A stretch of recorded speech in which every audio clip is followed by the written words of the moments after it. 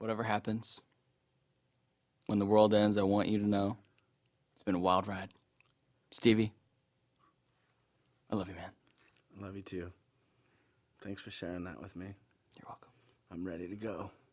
Can I get some love over here? We love you, Malakai. We love you, Malakai. We love you, Malakai. Greetings, all. This is SoundMind.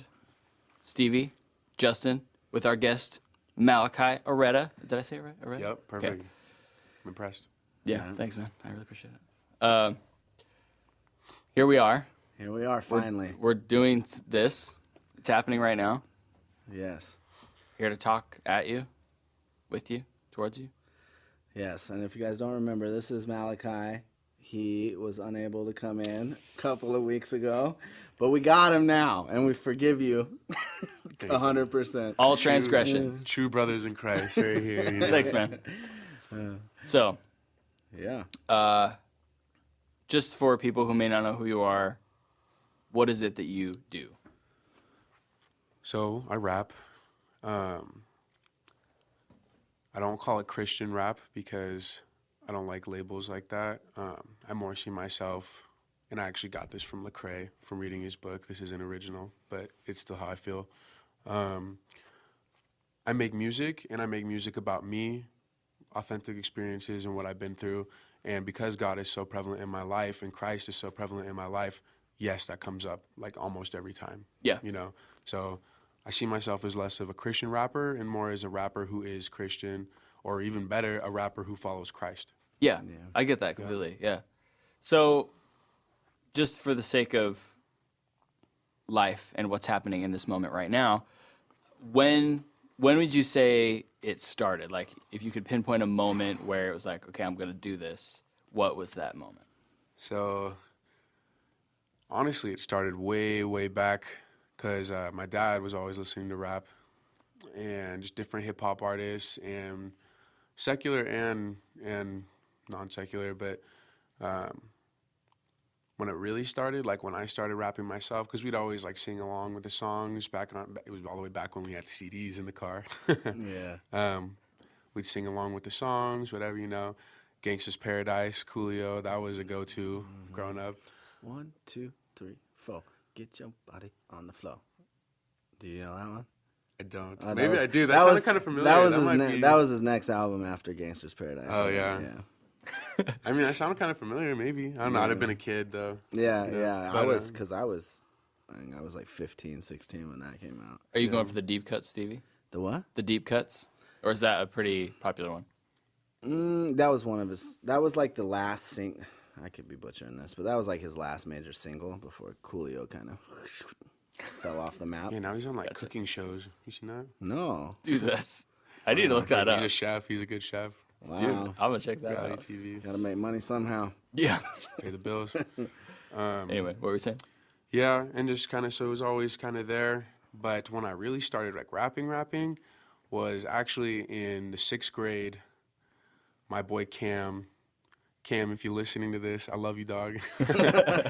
My boy Cam, like he would just beatbox, and I remember he was always showing off his beatboxing. And then one day I started rapping with it, you know, and it kind of was like, oh, cool, we got this thing going on, you know, just lunch tables. Yeah. Back in 6th grade, people would be like, you know, everyone's got the beat going. Yeah. Yep. Yo. And then of course, like it was like back in 6th grade, we were all shy, so like it was like the boys' table and the girls' table. And at the boys' table, me and Cam would start going at it. And one day I was like, hey, like you've heard Dougie, right? Because like this was back in like 2010 when like that was like the biggest movement. Yeah. Still is. Throwback. Yeah. Yeah. I still Anyways. bump it. Yeah. That West Side flow. But, Every dance has that song. Seriously. Yeah. No, it was fresh. But he started beatboxing the beat from Teach Me How to Dougie.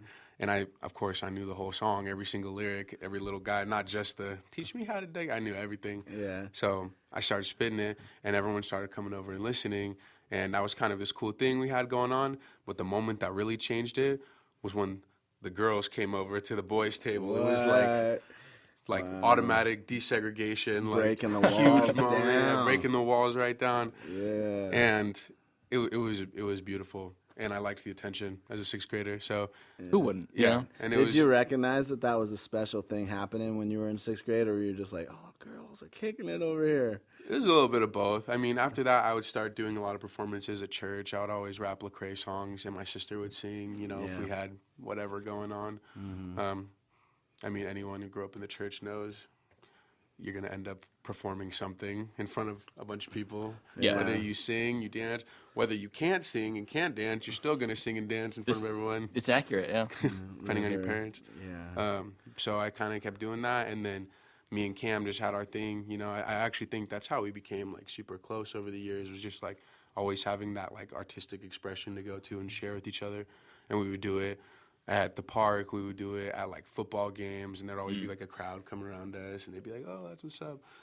Freshman year, like fast forward all the way, we went through middle school together. Freshman year, we were doing it after wrestling practice one day while we were both waiting for a ride, because it was back when neither of us could drive.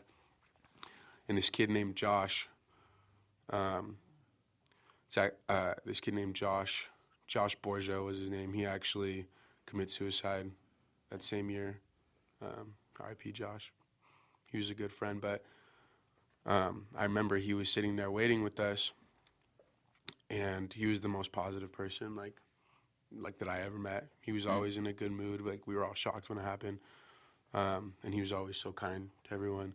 And I remember he was telling us, he was like, wow, he's like, you're really good.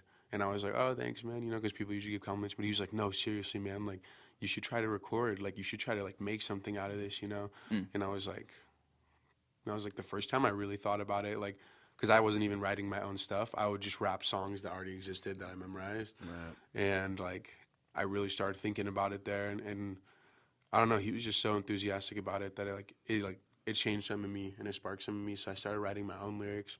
Wow. And I didn't put anything out for a long time. I didn't have, like, recording studio or nothing. But then up to my sophomore year, my boy Mike, who just, like, his thing was called Mikey Beats 23, and he had his SoundCloud, and he just made beats, you know. And then he started releasing a couple of songs. He wrote one about his mom, and I don't know, it, like, sparked something else in me. And I remember, like, sitting there thinking about, like, you remember what Josh said? Like, he said you can make it, you know. If he said that, like I believed it when he told me. So I started, like, thinking more, and I wrote a song.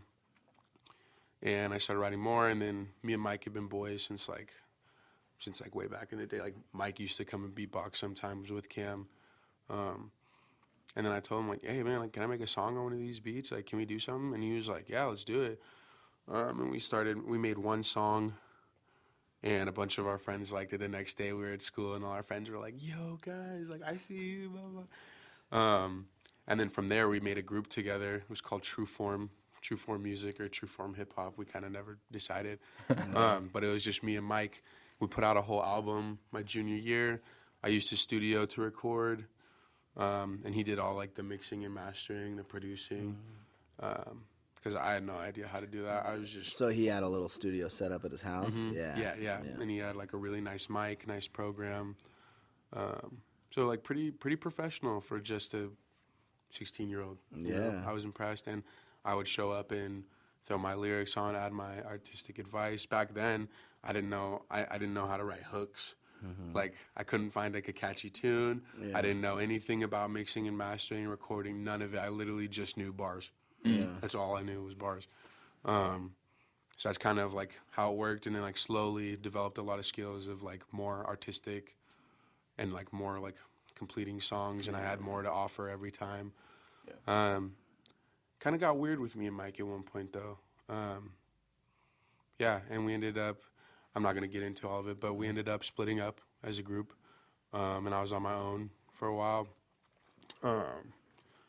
And I was kind of just, like, bouncing around. Like, I had this one homie, Jermaine, who had his setup, you know. He didn't have as much money in his setup as Mike did, and Jermaine was a lot like me, you know. He knew more than I did about, like, the mixing and mastering and the technicalities, but he was pretty much more or less the same. Like, I just know bars, man, you know, like. You know how to push the button. Jermaine is super talented. And we did a few songs together.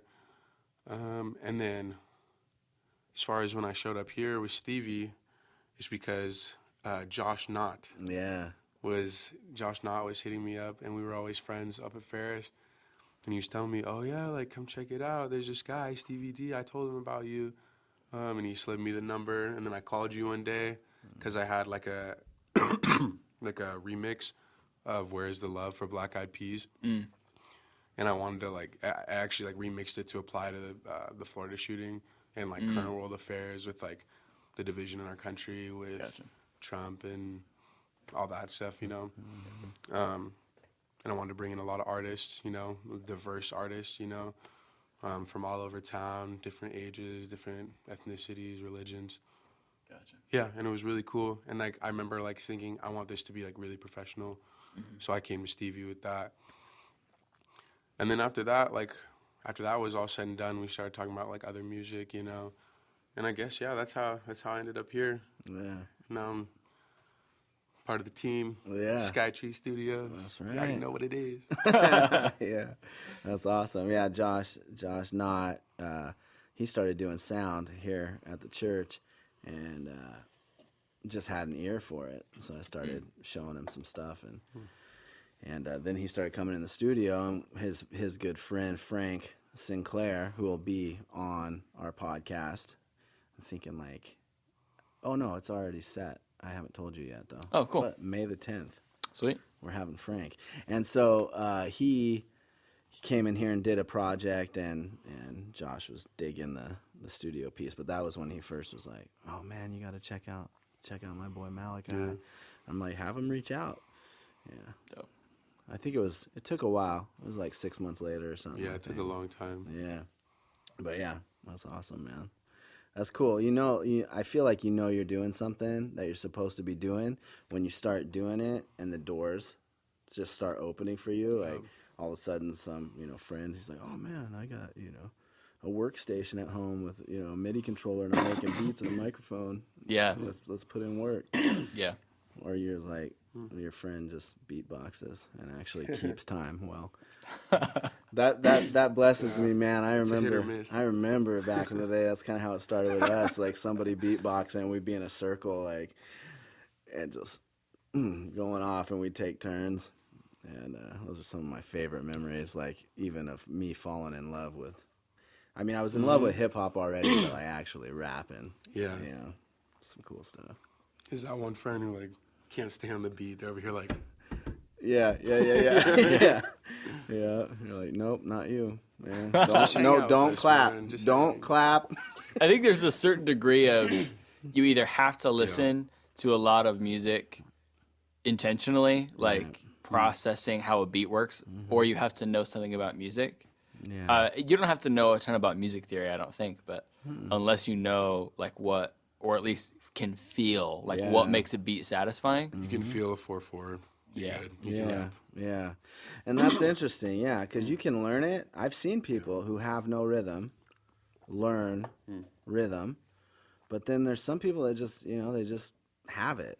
I don't know. That'd be another conversation that's interesting, but I know we were talking about, African people. I don't think they ever need to learn rhythm. You know what I'm saying? Like they're born like, they're born feeling rhythm and groove. Are we talking African people or African American people? Both. Yeah. Is it? Do you think it's a gene thing? I don't know. I'm just saying that like not always, but with African people, definitely. They feel it in their genes. I mean, there's something about like 9 out of 10 people are gonna get down. You know what I'm saying? Like I think it's more of a cultural thing. Yeah. Yeah. I mean, I don't know how easy. I don't know how deep down this road we want to go, but I don't know how you would even quantify like a gene, like musical knowledge being passed down by genes. But culturally speaking, I think you could make that argument because that's something that very organically is transferred from generation to generation, and just like the importance of music in general is something that can be transferred. Yeah. But that's you guys want some water? I don't even. I'd take some water. Yeah, I'd take one too. Yeah, I think that's what I was thinking. Well, I didn't even think about genealogy really when he said it out loud, but even that, it's just embedded. Yeah, I mean, I know church culture there's always tons of people who sing if they're in church culture. Because like I was saying earlier, whether you can sing or not, they're going to make you sing in front of everyone, so you're going to try and get better at it. Yeah. So, and who knows? I mean, like, even if there's people who sing, maybe like you develop better like music skills if your mom sang to you when you were a baby, you know, stuff like that. Like, so like if it's in the culture, it's in the culture.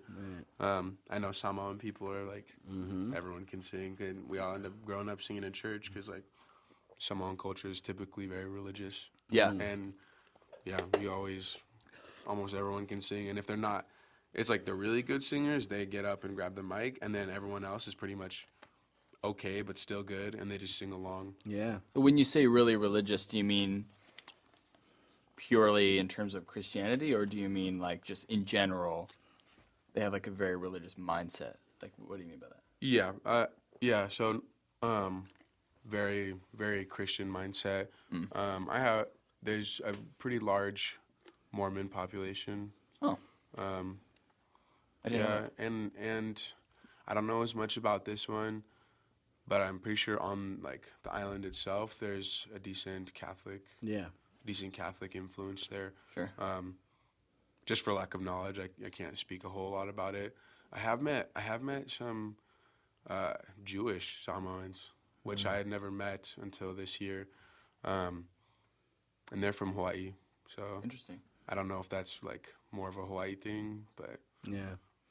But like you can tell kind of when people are from like different islands, like because like I was talking to some of my boys from Hawaii, and they were saying like you can tell like when a kid's Samoan, because like Samoa itself is like a lot more religious, I guess, is like how we kind of understand it is like they're more like formal and religious typically than a lot of the people in Hawaii. So then they'll say like you can tell when someone's Samoan because they'll be like doing tons of chores, you know, they'll be like more quiet.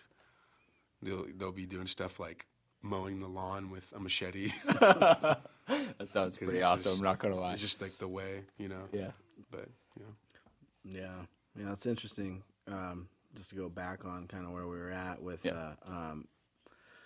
cultural or where, you know, that comes from. But we talked about this before, but it seems to me like all kids dance and sing from an early age. Every little kid I've ever met, like when they're really young, they dance, they sing, they're really about music.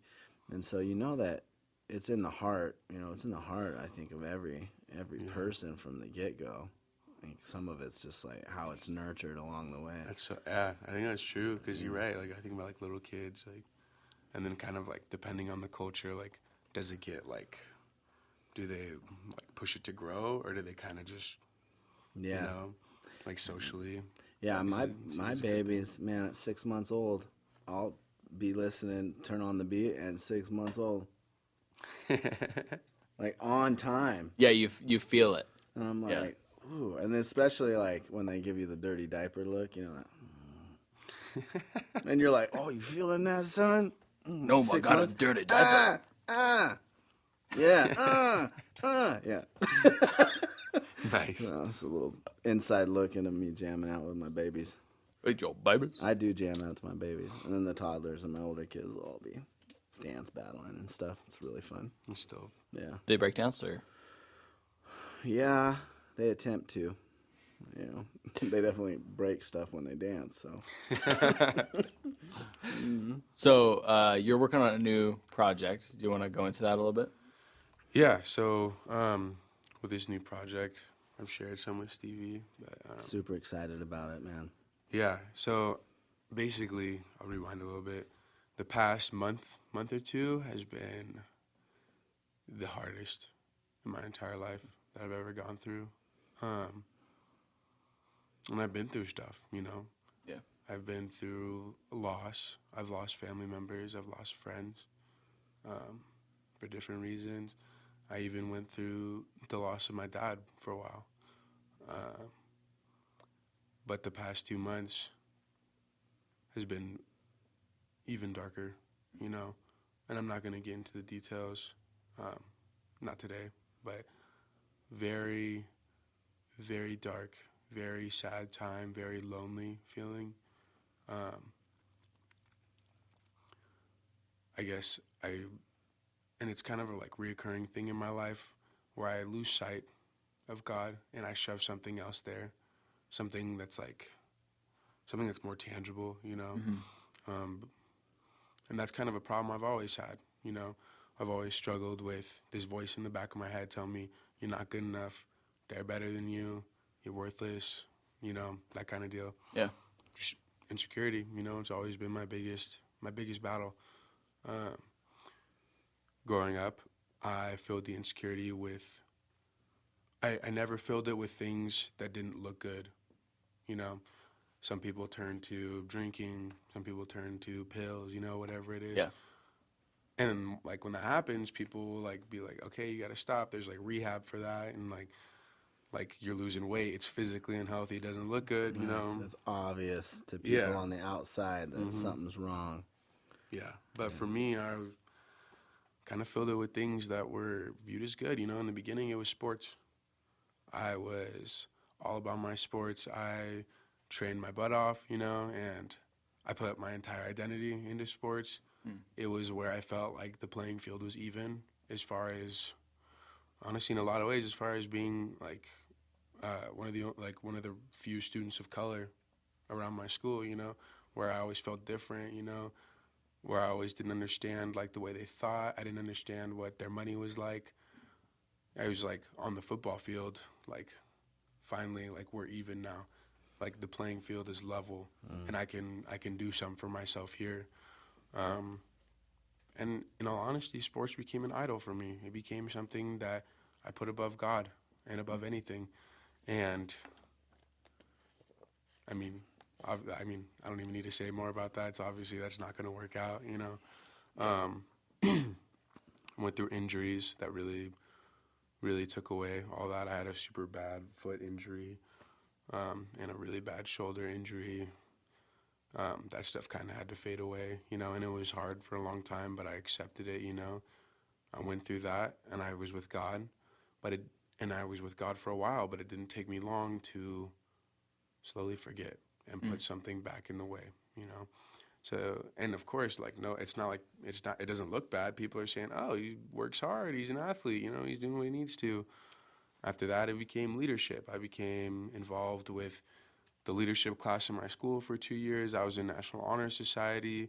I was a Link Crew member. I was the ASB president at our school, team captain of the football team, the wrestling team, and the track team. Track team 2 years.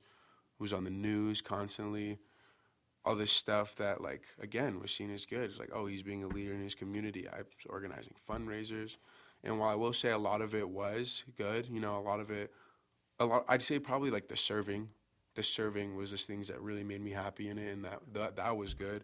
But a lot of it was to like sit there and think, oh, you're good enough, you know, you're on the news, they love you, you're the captain, these people have these good things to say about you, the whole school loves you, and so does the administration. And I think I put that above God again. And again, it failed me, you know. A lot of weird stuff happened at the end of the year. I didn't get recognized for anything. I didn't get a bunch of awards that I very much felt like I deserved. Pretty much a lot of the like surface level things that you know, because I was getting heated. Like I wasn't talking about it chill. I was getting mad and like stuff, and I was, screw everybody, this school sucks, I've been doing this thing for this whole year for all you people, no one's grateful, didn't mean anything to anyone, I'm putting my neck on the line for no reason. And my mom was telling me, she's like, why did you do it? You know, did you do it to get recognized for those awards? Because if you did, no wonder you're not happy, because you're chasing something that's fake, you know, you want these people's recognition. Why does that mean anything? You know what you did. You know, you want this audience. What about the audience of one? God knows what you did. God knows you helped those people. God knows you showed love to the weird kid who had no one to sit with him. God knows you sat there and like mentored the freshmen and the younger people throughout the sports. God knows that you're the only friend that special needs student has, you know? Yeah. And that changed it. And again, it hurt, but I went back to God. And I And I slowly forgot again. By the time I was in college, I was living my own life, you know, making bad decisions. I mean, I never quit believing in God in college. I never like did like crazy stuff. I never, like, if anyone asked, oh, like, do you believe in God? I'd be like, of course I do, you know, after everything I seen, you know. Yeah. After the thing with my dad, like, I definitely, no, like, of course, but my actions weren't showing that, you know. If someone saw it from the outside, like, it's sad for me to say this, but I'm sure, like, if they were looking in from the outside, tons of people probably wouldn't even know that I had, like, any influence of Christ, you know. And all these times, God would let me get hurt, and I would remember it, and then forget and go back. And then he'd let me get hurt to teach me something, and then I would go back. I'd put my heart and my soul into these things that don't matter, these things that aren't God, and they became idols, and they failed me. And I did it again. Yeah. I did it again, and I did it with a girlfriend, a woman. I basically, and I didn't know all this during the time, or maybe I didn't even want to admit it to myself, but like looking back, I know that it's all been running. It's been running from that voice in the back of my head saying, you're not good enough, you know. I always shove something in there to shut it up. I need success. I need sports, leadership, a girl who makes me feel good, you know. Yeah. And every time they shut it up at first, you know, but then it comes back. So I need them to shut it up more and more. And then I want more and more and more. Yeah. And then it's the same thing with the sports. I just want to be better and better and better. Leadership, I wanted more and more fame, you know. And with the girl, it became a very codependent, unhealthy relationship. And whether I would have made it to myself back then or not, like, in all honesty, I put her above everything. I put her above my family. I put her above myself, for sure. And I put her ultimately above God in my heart. And that's, I'd never say it out loud, but if I look back on it, I'm being honest, that happened. And she failed me. She failed me. Yeah. And it was very painful. The worst thing I've ever gone through. Yeah, the pain's been really real and like lasting a long time. I've had issues sleeping, you know, I stay up like 5 o'clock every night. Just pain, you know, just pain. But in this dark place is where I've like finally found God again. And because I'm so stubborn, you know, I turned to God and it was like, yes, you need this. And there'd be nights when I'd be like, I turned back to God and I'm like, we're here again. I'm coming back to you. I know I messed up. You warned me the whole time. It's not like God saw what was going on all those times and was like, oh, Malakai's got an idol, like lightning bolt, you know? Yeah. It wasn't like that. It was more like while I was like chasing those idols, God was warning me in different ways. And I remember feeling convicted and ignoring it. God was warning me in different ways. Don't do that. Don't do that. And it wasn't even out of a selfish way from God. It wasn't saying, don't do that. You better be with me instead. It was like a, don't do that. That's going to fail. You're going to get hurt. It's like a father and a son. Yeah. You know, he sees his kid playing like with fire. He tells him you're going to get burnt. Yeah. But me as the son, I don't want to listen. I'm going to play with this fire. I like this fire. Fire's fun. This fire's fun, you know? Makes me feel good. Makes me feel like, Next thing, I'm burnt, and I'm running back to Dad. Why'd you let this happen? Yeah. Kind of thing, you know? And I don't know, I'm just feeling the pain for so long. I'd lay there at night and be like, God, why am I still going through this? I'm doing the thing. I'm doing the God thing now. I'm doing this with us. Why do I still feel this pain? And God pretty much was like, well, you felt pain before. I know you have. You know you have. And for a while, you remembered it until you forgot. Yeah. And then I put you through more stuff, and you remembered it until you forgot. And this time, I'm not going to let you forget.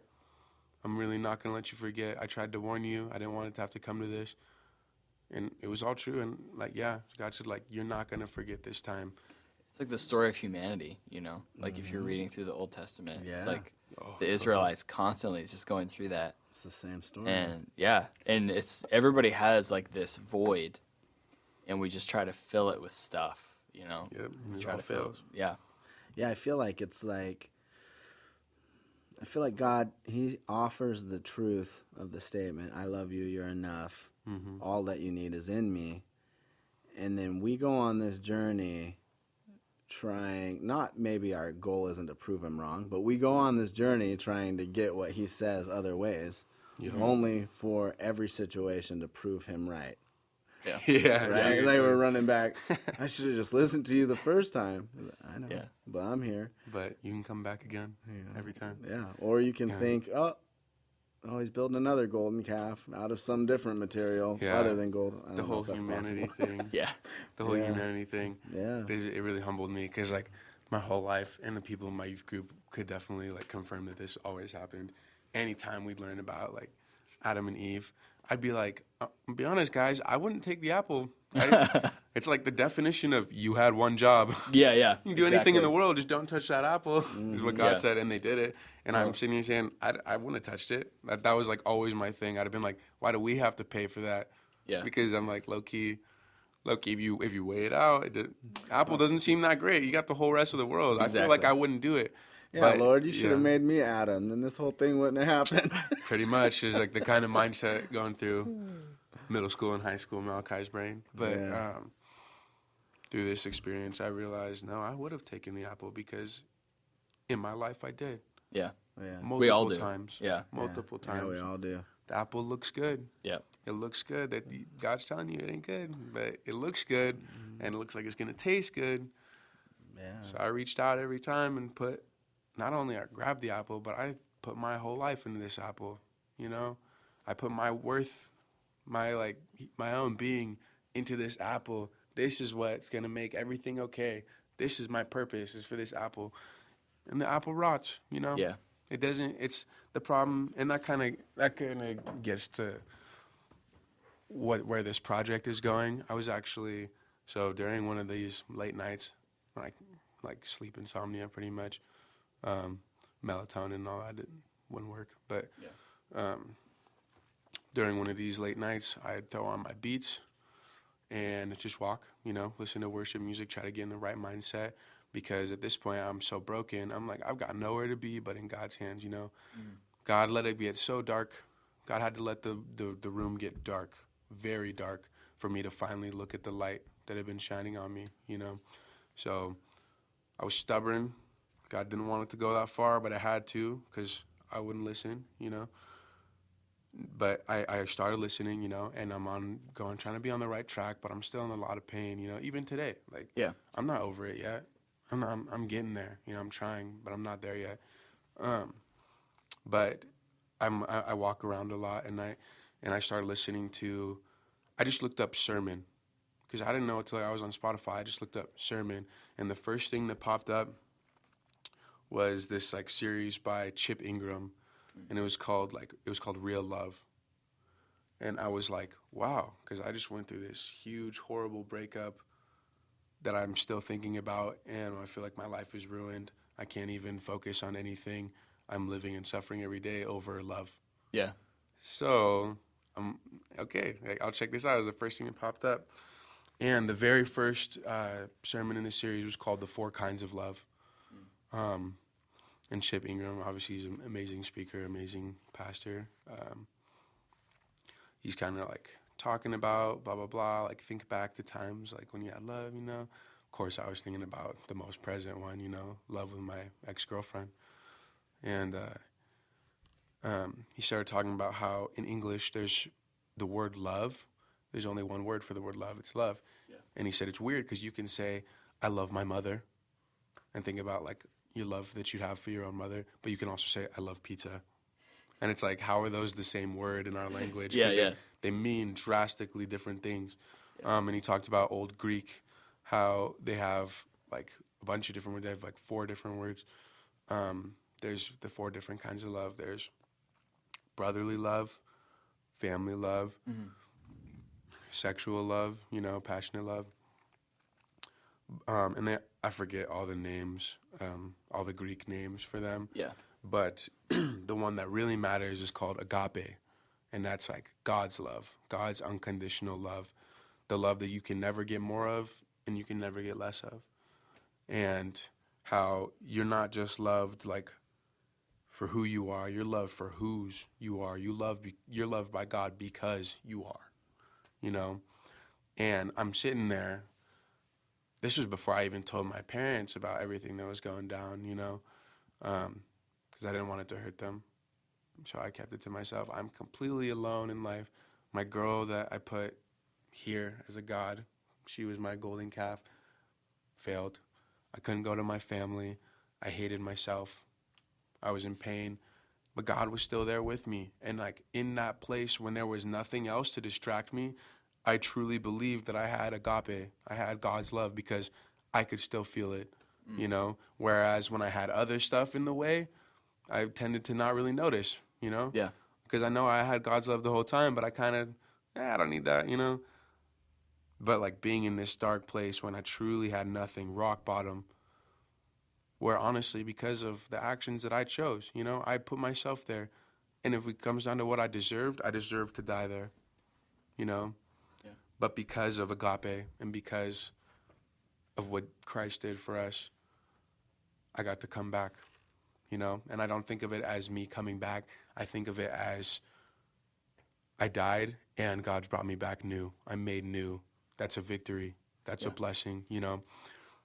And I have agape now. And now I'm willing to like focus on that agape, you know, because I know more than anything, that's what's true.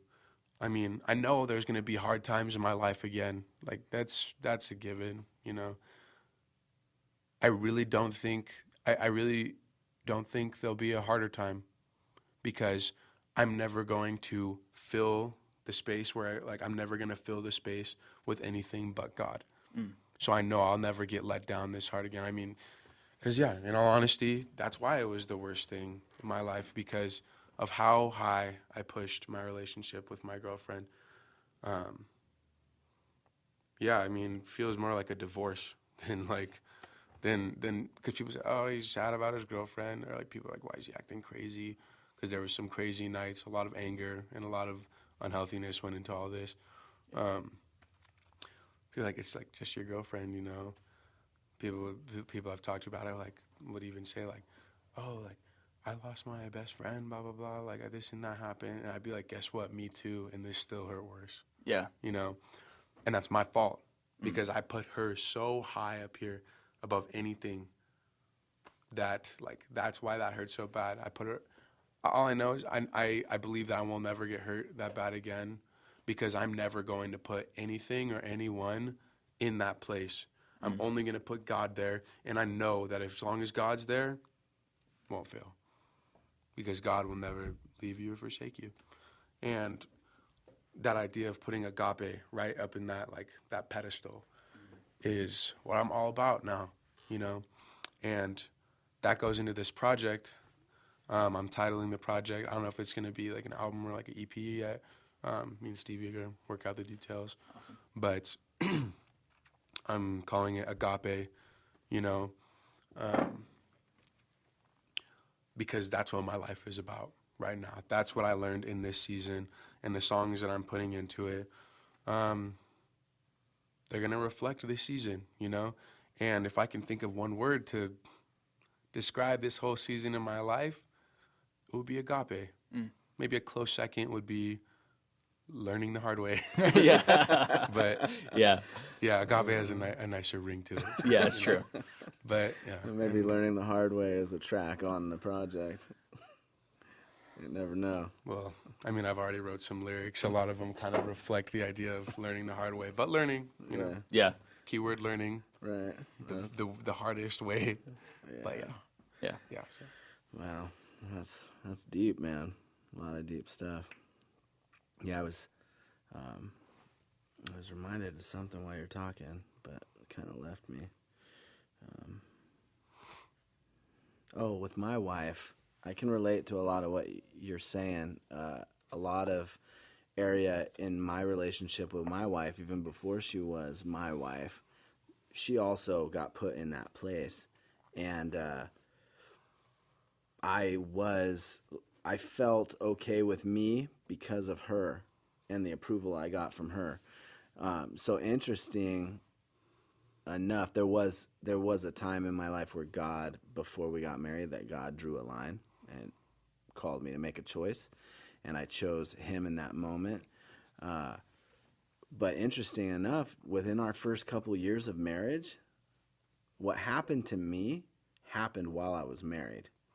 Right? So I was already married to the woman, and the Lord was having to teach me how to strip myself away from her. Like, my emotions could not be led by how she felt about me, right? Because there's decisions that you have to make as a man and the head of your household that your wife might not like in the moment, or she's scared, or, you know what I mean? That's part about, like, being an anchor. And if you're dealing with her approval of you, you can't operate as that person, you know? So I kind of say that in double reasoning, just to kind of tell you the story, and then I, you know, can understand to a level of that, what that feels like. And two, like, think about, it could have been worse, you know, because when you're married and there's kids, and that struggle is maybe not more painful, but like the result of who that affects, you know. So yeah, it's just crazy to hear and think about even going through that in my own life. But you did it though. Yeah, I did. Yep. And that's like a huge testimony. I know in my relationship I couldn't do it. Yeah. A lot of the same kind of things, same kind of words coming from God, and I couldn't do it. Yeah. God had to take it. Yeah. Well, and that was before we got married. That was the choice that he gave me, you know. And I told you a little bit about that story, but I did. I said, Lord, you know, I choose you, but I can't break up with the girl. So if you want this to end, you're gonna have to, like, send angels down to tell her, or, you know, have a friend, like, you know, say, oh, hey, dude's talking behind your back, you know, that's not the way I would want to pick it, but, you know, something, Lord, but it's got to be you. Just a holy postcard falls from the sky.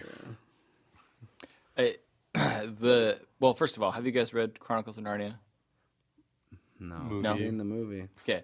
Voyage of the Dawn Treader. Don't know if this is in the movie, but in the book there's a scene where, I want to say his name's Eustace. He gets turned into a dragon at some point in the story. It's been a long time, so I don't remember the details, but he gets turned into a dragon, and he does not want to be a dragon. And so there's a scene, it's one of the most powerful moments, I think, in the whole series, but there's a scene where he meets Aslan, and Aslan is telling him, like, you need to not be a dragon anymore. You need to strip everything away. And he takes it very literally, and he starts, like, clawing all of the scales off of his body. And blood is everywhere. Oh, wow. And he's like, because he so desperately wants to be a human again. And I think that's, in a lot of ways, it's a parable of, like, of us as humans. It's like we put ourselves through all of this pain to try to achieve, I don't know, to fill that void, you could say. And it's almost all unnecessary, you know? It's like, we're not understanding what is required. And, yeah. But that's, to me, it's like such a powerful image of mankind's, I don't know, stubbornness. And we deal with greed. We deal with so much greed, and I don't know if we always recognize it, but it's like, you know, when you're doing well, you're like, man, I want more, you know? Facts.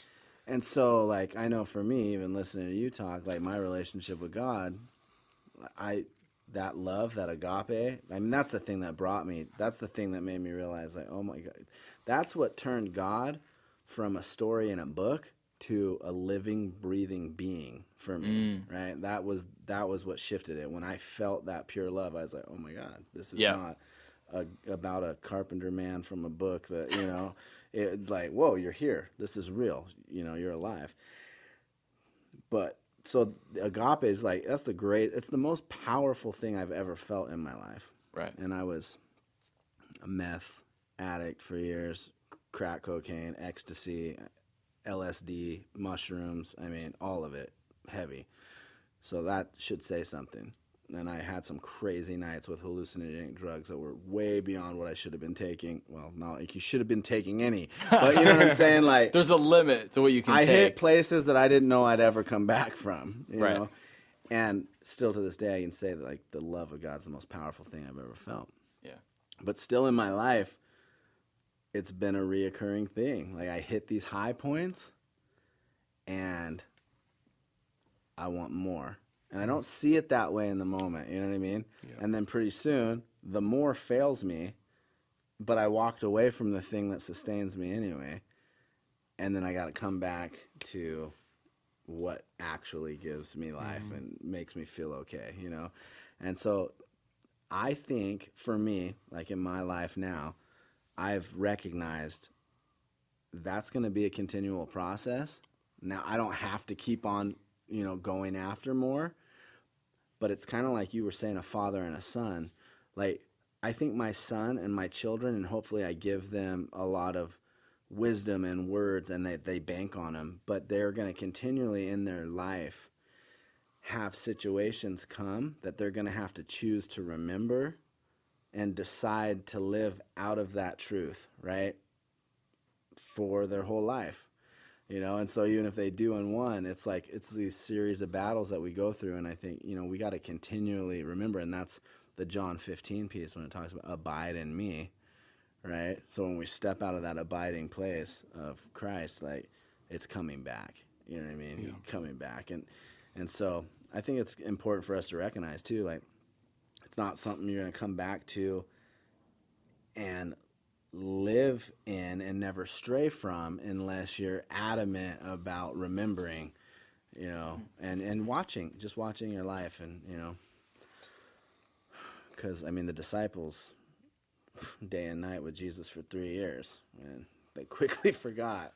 Yeah. Yeah, that's a good point, too. And again, got stripped and all these things. I think typically, like, humans, like, for a lot of people, they can see, like, God can do great things for them, and that's what it's going to take for them to remember. But for a lot of people, including me, Yeah, the stuff. God had to let evil take some control. Or not control, but, like, God had to let hardships. Yeah, And if I wish I would have, because I did see miracles right. all the Right. time, you know? Yeah, My dad died and came back to life, like, right in front of my eyes. I still didn't have it together, yeah, you know? God tried doing miracles to get me to, like, shape up and be like, I'm the real deal. But I really wouldn't listen until literally everything was stripped away. Well, and I think that you said something super vital when you were talking before, that another piece of that is you could have chose, and this isn't like, oh, condemn Malakai, because we all agree we've done this, right? And do this still sometimes. You could have chose to trust that which you'd known the whole time. Yeah. And part of not trusting produced this weight in your life, right? These things failing you. Like, no matter what, like, I don't care if it's Mother Teresa. You know what I'm saying? The best person in this world is going to fail you eventually. Yep. You know, the nicest car. Like, there's no other thing in this world that's always going to be there for you when you want it to be, how you want it to be. And even with God, he'll always be there for you, but he doesn't always come with what you thought you wanted or needed, but he knows what we need beyond, you know. But just seeing, like, I don't think the Lord sets up these situations and he's like, oh, that sucks, right? That hurts. Like, but we walk into the pain and he's like, I am going to make sure that it doesn't work. Because he knows the truth and it's the lure back, right? It's like that prodigal son. Like, the father knows, you know, your trip to Vegas is not going to work out. You know, you living and whiling with, you know, prostitutes or whatever you're doing down there, that's not going to work out. And eventually, like, you're going to remember your father's house and you're going to come back, you know. And he's there through it all, but, you know, I feel like the dark part and the heavy part is our decision to make, you know what I'm saying? Yeah. I mean, it's a really complex situation. Like, like, it is shocking how bad I ignored conviction. like I would like I would almost audibly feel God's voice saying, "Don't do it. Don't do it. You're gonna regret it." And I definitely believed in God. It wasn't like I was like, "Nah, forget it. You don't know me." I'm like, "No, God does know me." And I would like basically convince myself, "Okay, it'll probably be bad. It'll be bad." But I guess I didn't believe it would be as bad as it turned out. Right. Like it would get to the point where I would even like convince myself, "Yeah, it'll be bad. It just won't be that bad. Right. It'll be worth it." Yeah. Even though I like literally was being told, "It's not going to be worth it. You're going to regret it." I'd be like, maybe I will regret this, but maybe just a little bit. Right. Like it would get to that point of me like ignoring conviction to the point where I knew the truth and still chose the apple. Yeah. The dumbest thing you could do is, Yeah. the thing you were literally warned against, and I believed it to be true. Yeah. So dumb. slight little shifts in direction over time that get you so off course. You know, it's like that slow fade, I call it. But yeah. So I'm super excited because Malakai was here. We were talking about him being on the podcast last week, and you got to share a lot of this with me then. Yeah. And so ever since then, I've been excited for you to come on the podcast and excited about this project, because it's obviously been a very deep, you can feel, the depth on what you've been going through, what you're still going through, and music coming out of that place, you being so in touch with what's going on inside your soul, inside your heart, and music coming out of that place, it's going to be fire. I'm excited for you to get some of that stuff out for your own self, but also for other people to, be impacted by what comes out of that. So, yeah, man, really excited. Do you have any timelines or thoughts on like maybe when we can see a single, or, and no pressure, but I'm just curious if you had some things you were. I should do that, shouldn't I? Like put out one like before the official drop, you think? It could be good. I think that's Easy. all in your, your what you want to do promotionally. Yeah. But I know that for people watching, be on the lookout. Be on the lookout.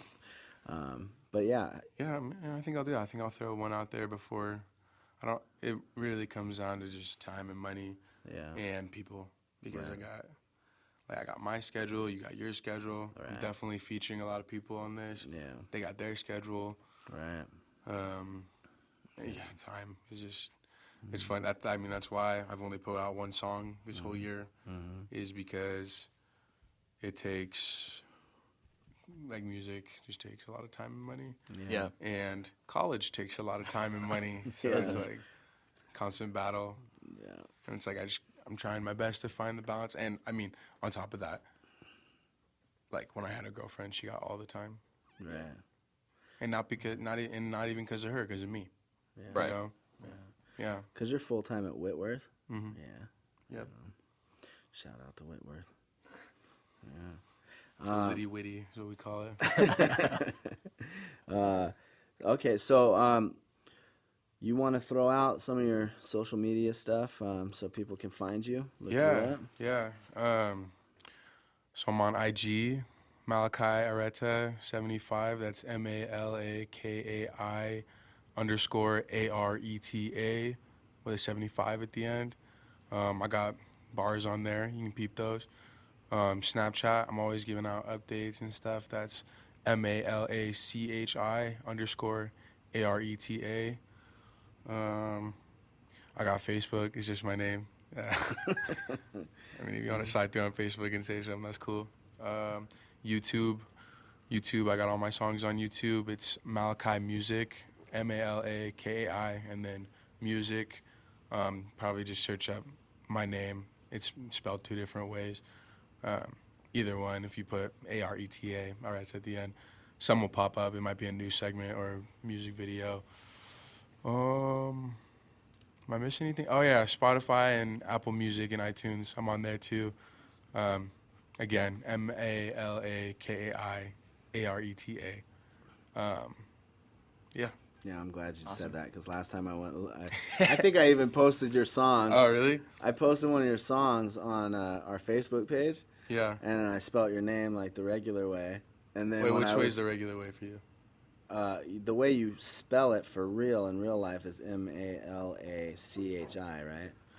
Okay, well, it depends. It depends on who I'm writing it for, and like, okay, Like your birth certificate. My birth certificate is like the English spelling of Malachi, and then the Samoan version of spelling it, like in the Samoan Bible, is Malaki.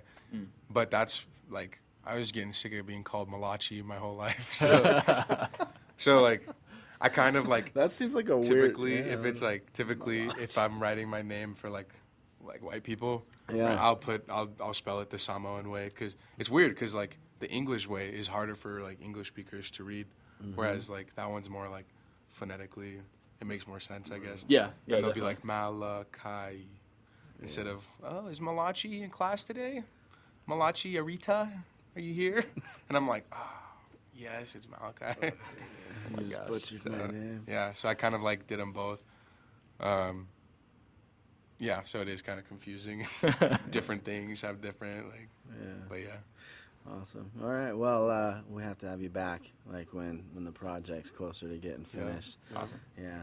All right. Awesome. You can find us SoundMind Podcast everywhere, because we're that cool. And we're at Skytree Studios, and Justin is not doing the finger thing, but something much worse. So, till next time.